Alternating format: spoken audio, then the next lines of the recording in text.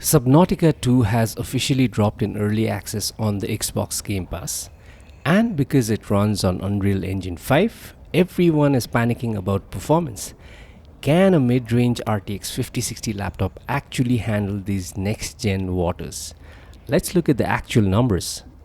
Starting off at 1080p native medium settings, the game looks incredibly crisp and runs at a very playable 63 FPS average.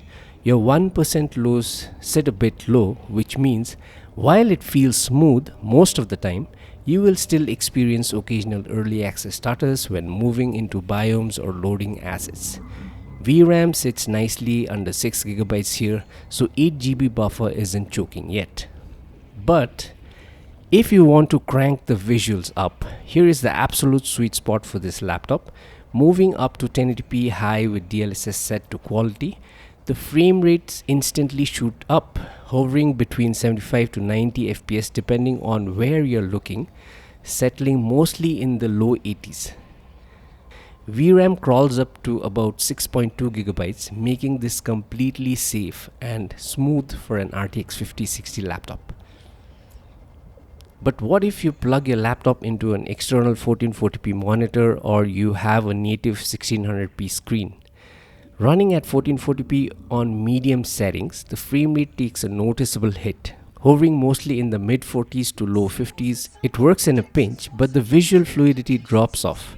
However, if you enable DLSS quality at 1440p medium, the engine clears right up, shooting out numbers back into a much smoother mid 60s to 70 FPS range.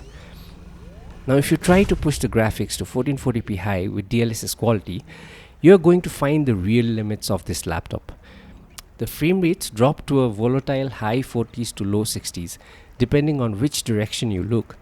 More importantly, check out the VRAM usage on the overlay. It's climbing up towards 6.8GB. For an early access Unreal Engine 5 title, keeping a bit of headroom is crucial to avoid heavy stuttering, so I'd highly recommend sticking to medium preset if you're playing at 1440p. Now just for kicks, I decided to push this laptop to its absolute limit and test 4K gaming. Shockingly, Subnautica 2 is actually playable here if you compromise on the right settings. Running at 4K on medium settings with DLSS set to performance, the RTX 5060 manages to hold on an average in the mid 50s, peaking up to 60 FPS in clearer waters.